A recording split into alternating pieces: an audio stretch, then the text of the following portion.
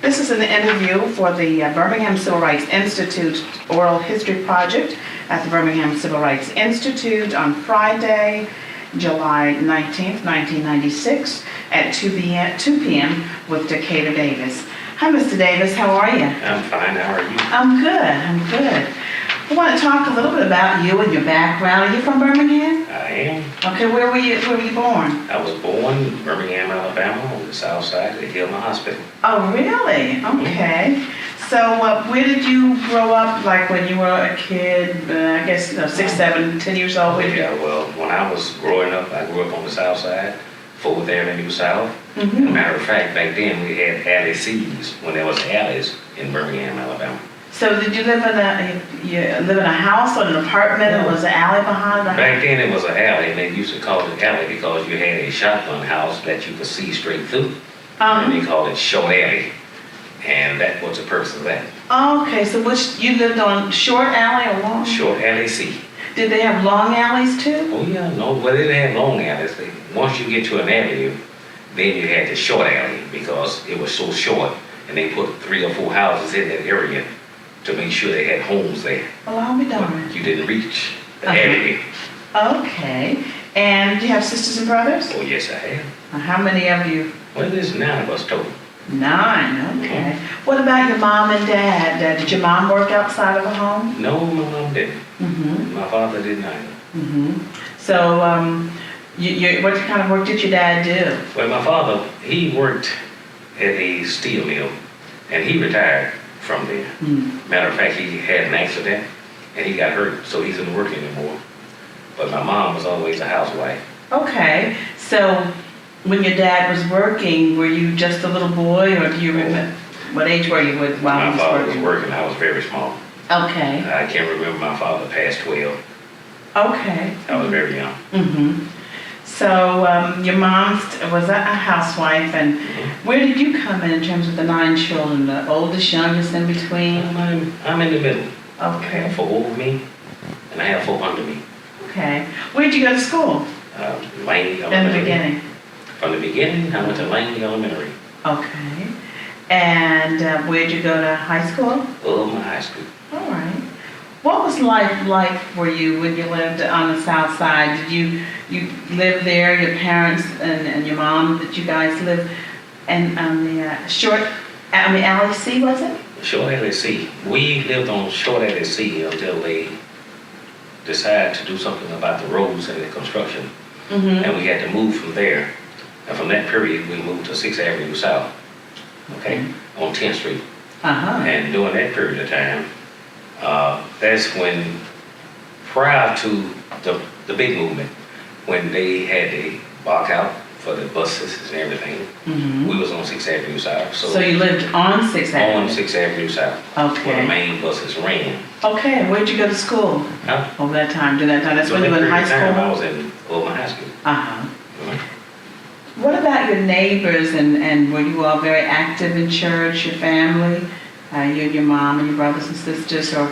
Well, to answer that question, the only way I could get out of going to church was I had to be dead. Because I lived in front of New Pilgrim Baptist Church. And my grandmother would always send me across the street. I don't care if it was reviled. I don't care what it was, I was going to church. Okay, so your grandma lived with your mom too? My grandmother, yes. Okay, so you all lived in the same house? Or in the same household.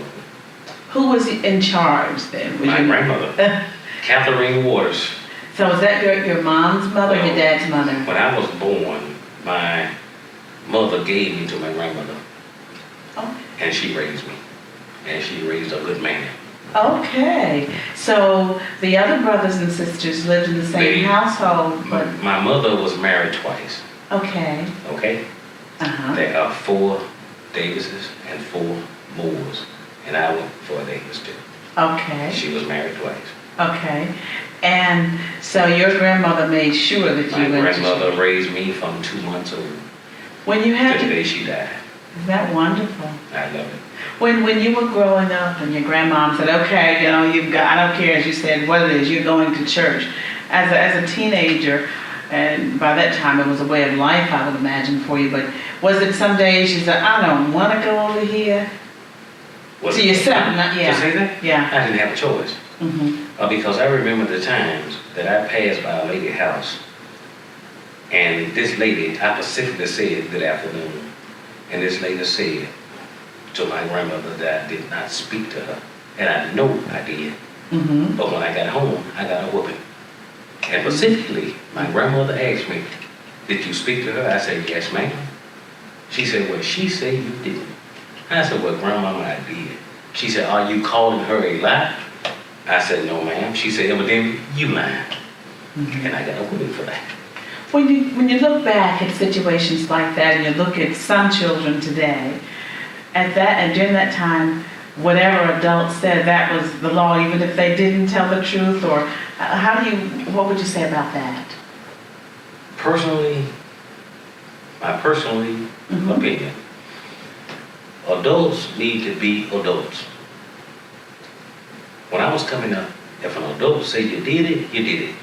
Because years ago, we could sleep on the porch all night and never have to lock your door. I have slept on the porch, Okay. period. But we had neighbors looking out for us, Okay. okay? So if an adult said you did something, you had neighbors.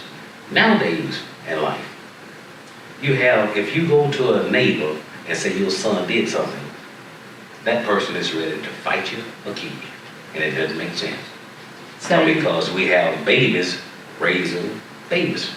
And when you were growing up, during that time, even you're saying that it was, of course, it was much better in your opinion, as you said, because there seemed to be more respect for adults, even if they made a mistake or told a story, as the lady did in your situation at that time. No. Was there more respect than you? I'm not saying that. Respect has nothing to do with it. Okay. It was the way you was raised.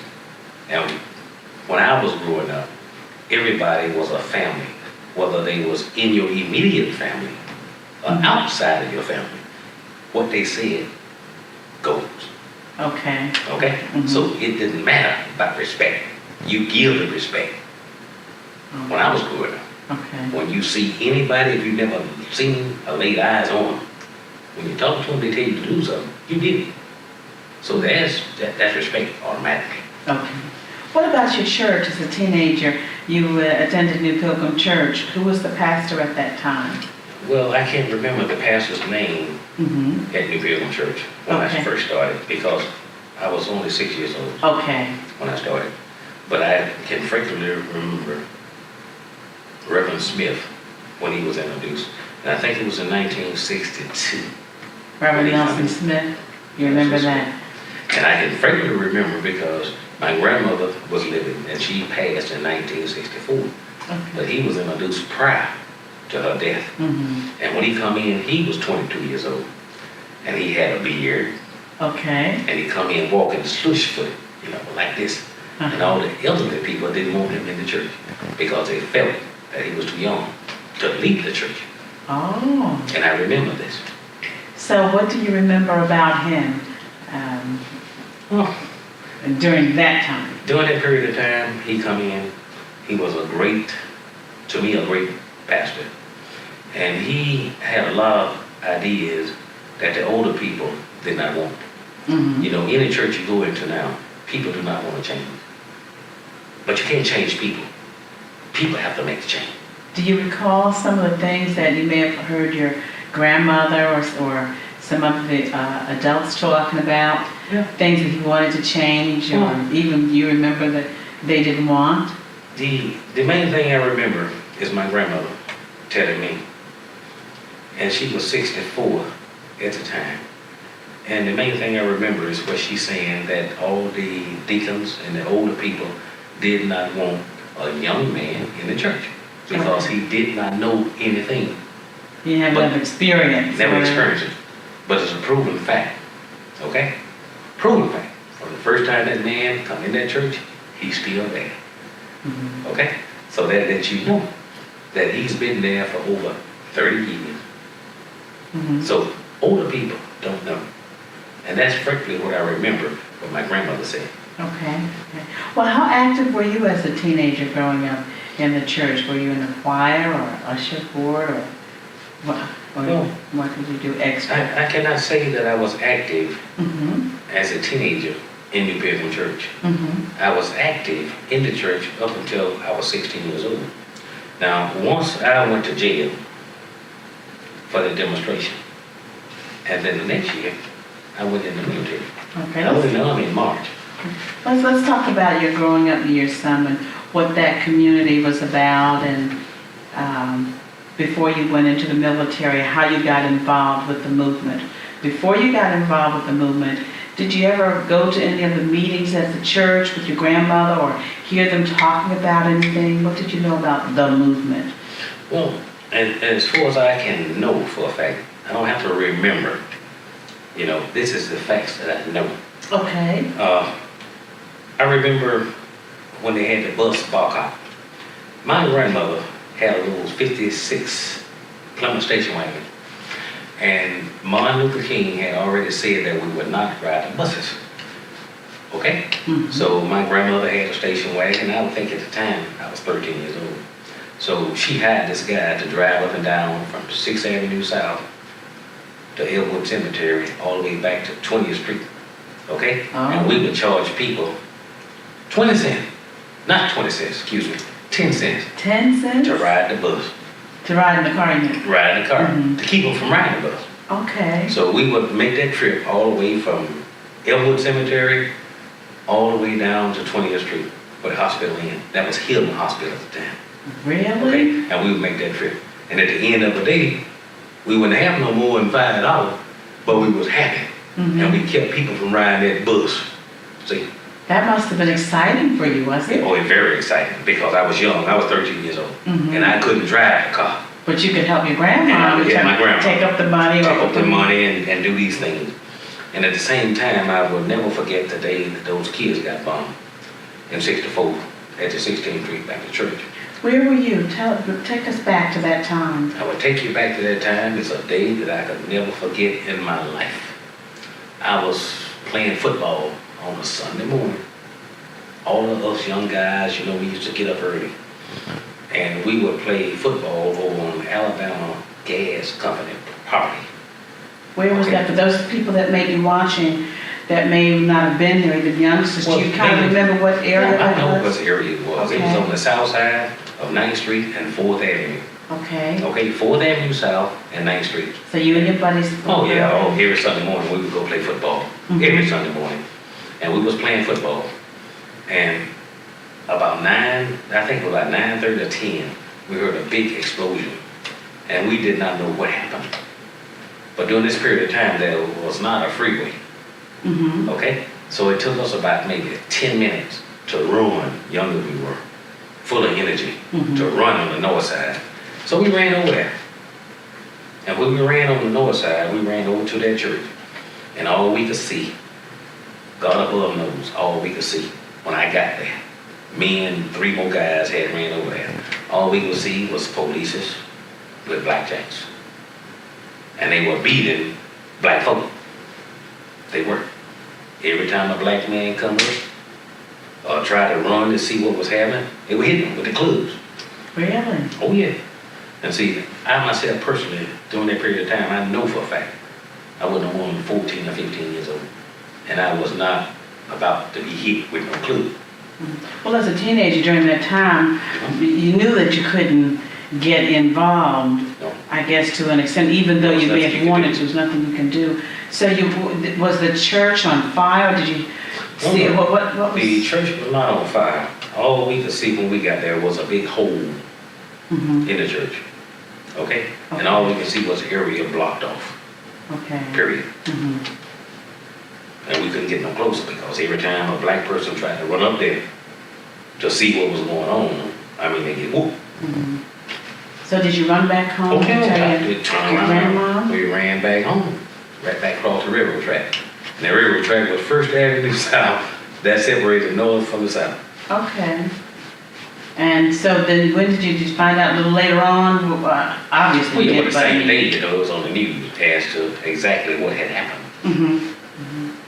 So how did you feel after you found out what had happened? Well, during that period of time, there was nothing we could do. We felt the hurt, us guys, you know, had been playing football, and we felt sorry for the people had, you know, that this had happened to. But at the same time, we looked at it could have happened to any of us. Could have happened to anybody. See? But they picked that particular church to do this too. Did you know any of the people, any of the children? No. So as time went on and you were in high school and you went to church, do you remember if there were any meetings after that bombing situation that occurred that was in the church, or was your mother, your grandmom involved in the movement as a member of SCLC or NAACP or anything? Well, during that particular time, I cannot honestly say that my grandmother was involved in anything. Because the year was 64, and during that period of time, 63, 64, my grandmother was the same age. Okay? So you have to remember one thing. Back in those days, God knows that black people put their trust in God, and they believe in coming together and praying. Okay? And as far as being involved in a movement back then, that was no such thing. Okay? That was no such thing then. We, as a people and as a human being, the only leader that I can honestly say that I ever followed was Dr. Martin Luther King. If that man said went to jail, I went to jail. I did that. And I wasn't but 16 years old at the time. We had nobody to turn to. But whatever he said, we did. That's a very interesting point that you make, and want you to talk a little bit more about it. What is it that you think that people followed and did and listened to Dr. King? What was it about him, in your opinion, that really, really stood out? Well, in my opinion, he stood out for justice and the right thing for all people, not just women, for everybody.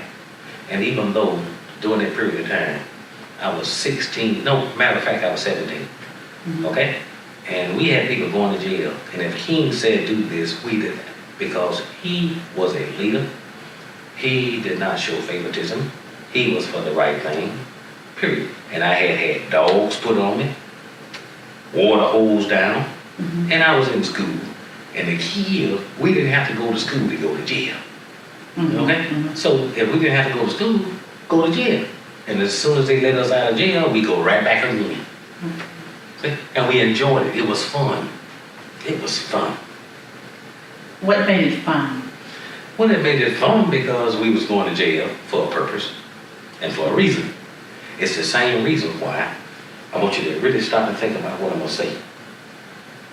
When my grandmother had me riding up and down the street picking up people with a bus, okay, to keep people off the bus for 10 cents, okay?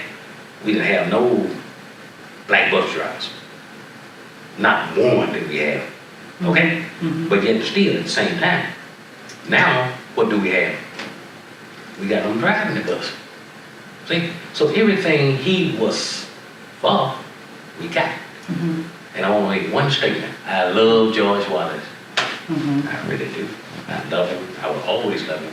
Why do you love George Wallace? I love him so much because everything he was against, now we got.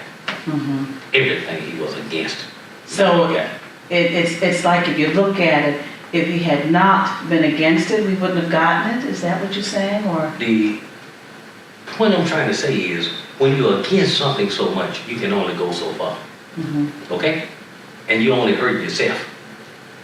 Right? It's just like a child. If you continuously tell your child you can't do this, what the child gonna do? Try to do it anyway? Gonna do it anyway. Can't stop it. So what can you do? Compromise. Well, you mentioned George Wallace. I want to go back to that a bit and then talk some more about the movement and being involved in the movement then, or people being together, not the movement, believing in Dr. King and all that. We're going to talk a little more about it. But when you look at George Wallace today and some of the statements he made then and some of the statements he said today about him being sorry or whatever, and wanting forgiveness, if you will, or making peace before he goes to whatever that next place is. What do you think of that? Or what do you think of him today? I think of George Wallace as a great governor. He will always be a great governor.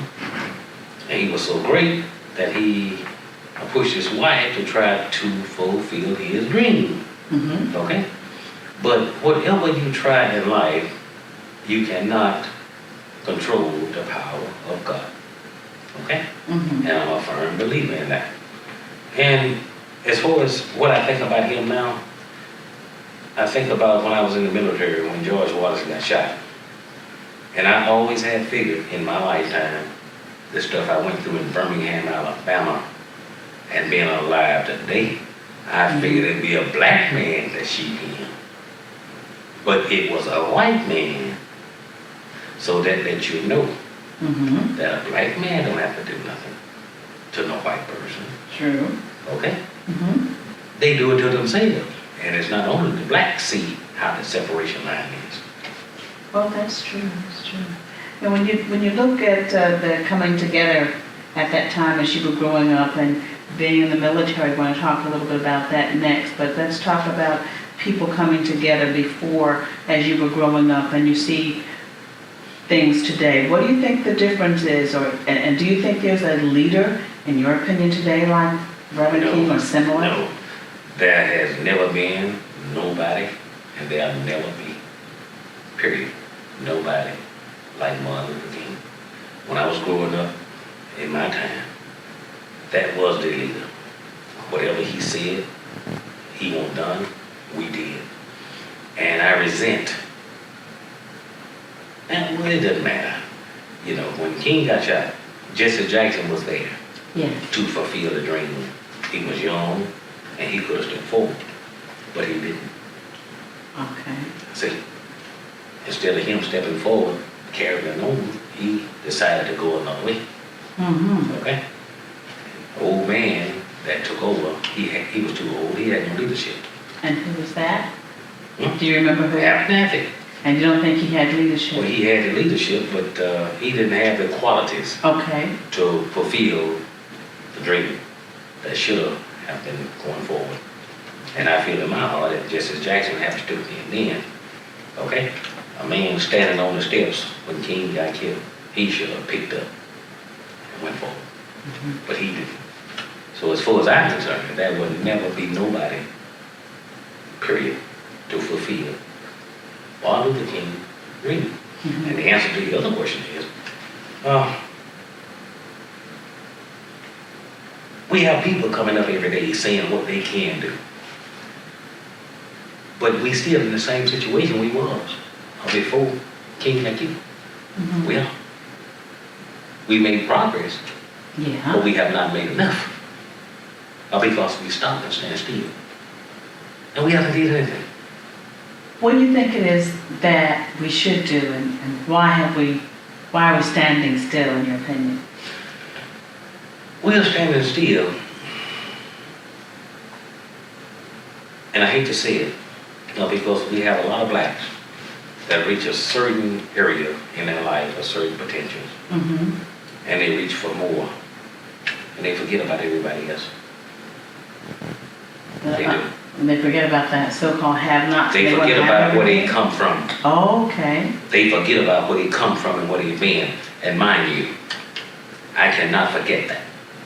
Because I can honestly say to anybody living right now, if God took my life, I'll be like Martin Luther King. I've been to the mountaintop. I went to Vietnam twice without getting shot. I did 24 years in the Army. And there's nothing nobody can do to me. Only God can take care of me. So these people, they haven't done anything for me. But I know for a fact I paved the way. I did that. Because men like you, and as you said, you were in Vietnam twice. And that's something that, though, for those women and even men who've never been there, Mm-hmm. we only see a little piece on television. Yeah, a small piece. So when you're there, and you've been there twice, would you share with us some of the experiences that you may have had, if it's not too painful? It's not too And then relate that to the first time you were in Vietnam, and then you came home, and the treatment or mistreatment, if Oh, you will. Lord have mercy. Don't tell me about the mistreatment. The very first time I went to Vietnam, I will never will forget the day. It was February the 14th when I reported in 1968. And I was in Vietnam for a period of 6 months. And I come back to Birmingham, Alabama on an emergency leave because my father had had a stroke What was it like in Vietnam? Oh, in Vietnam, It's during like- that period of time, we were fighting. Okay, And in January, we had something like a tet.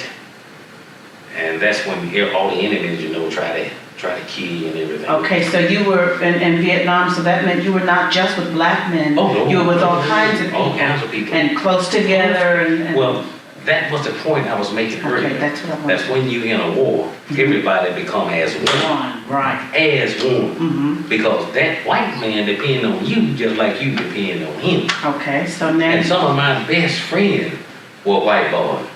And I ain't gonna call them white men, I'm gonna say white boys, same way they say it about me. They were white men, you call them white men, white boys. Okay. But we depended on each other. Okay, so 6 months you had to come home. Yeah. Because of the emergency with your Emergency. dad. My father was in Livingston nursing home. He had had a stroke. But on the Bessemer Superhighway, I went to this little restaurant, and it was 1968, a day I never will forget. And I didn't have my uniform on, and I went in to get me a barbecue pork sandwich. Mm-hmm. And when I went inside the door, the lady told me, "You cannot come in here."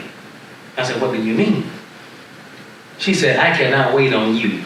The window for y'all is outside." That's what I was told in 1968. And I already just left Vietnam fighting a war for these folks. But I was told that. That's the God-given truth. And I would die and go to my grave knowing. And she told me, we'll not serve you in here. If you want to get served, you go outside to that window. And before I get served at that window, I left the place. Okay.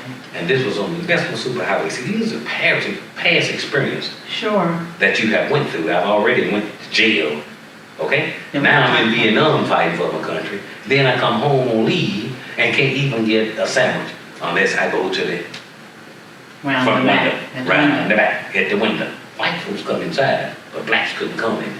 So now let's go to when you went to Vietnam the second time and what happened when you came back home. And from that, we want to talk about your experiences with the movement and going to jail. So you go to Vietnam the second time.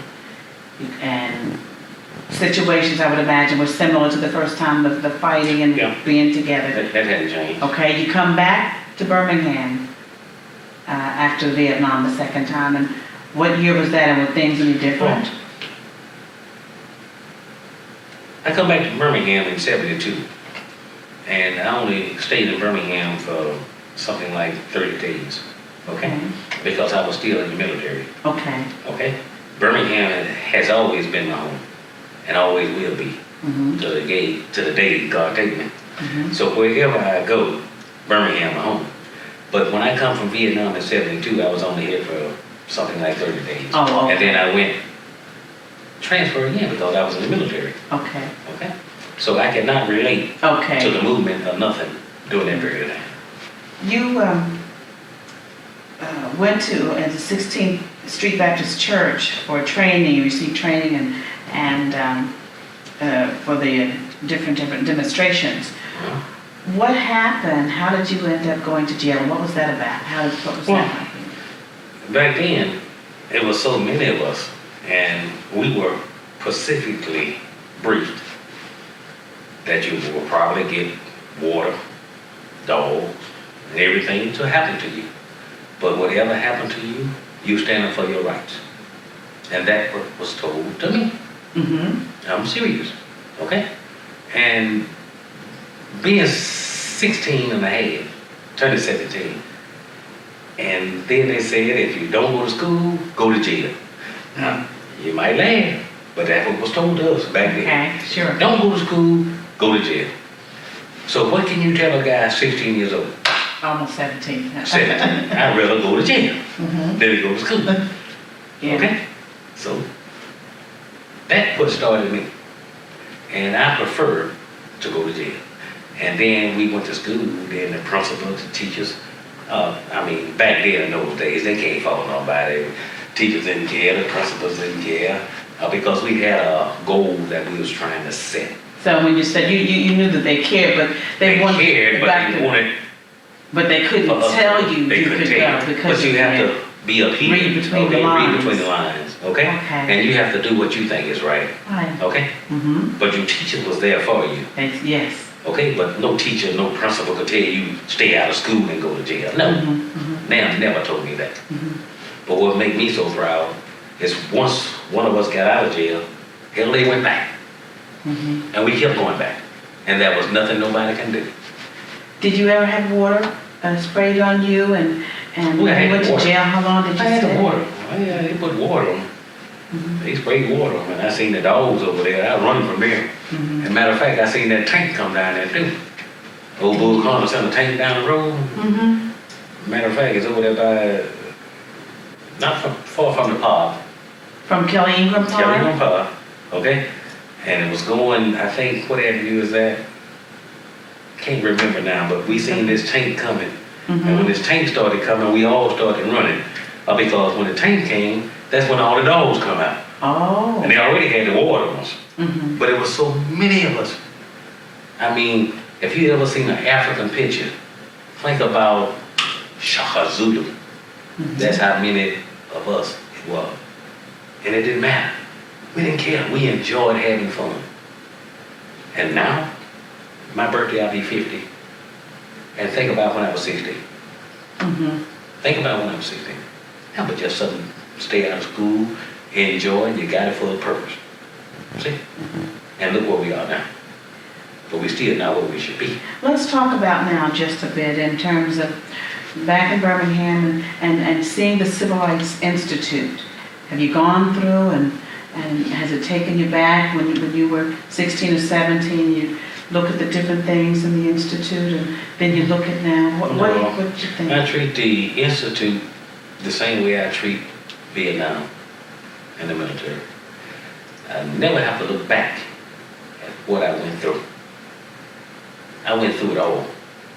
Don't forget, I was born and raised here. From the beginning to now. Same thing in the military. When I first went in 1965, up until I retired in 1988. That's why I don't like to look at war movies. You can't tell me anything about Vietnam because I've been there. So why should I look back at it now? I guess when I talk about looking back, what I may mean is that you were a part of making a difference for all of us. And when you look at youngsters today, and this is a part of history, that you can't know where you're going unless you know where I you've been. I understand what you're saying, but you got a lot of young people don't realize what the elderly people did for them. Okay? So why should I look back?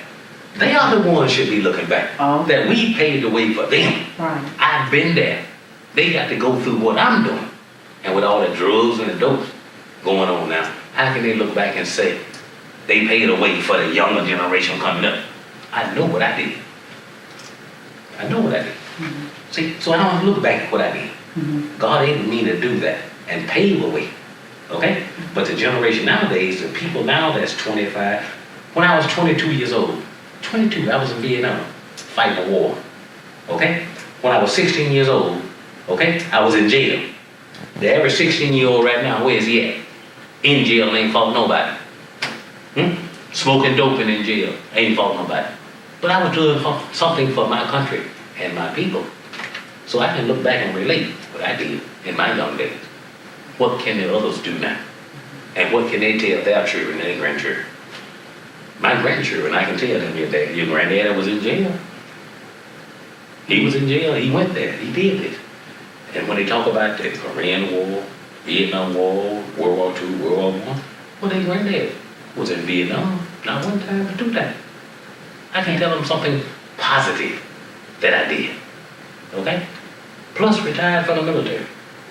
So there's a lot of positive things that you can say about a person.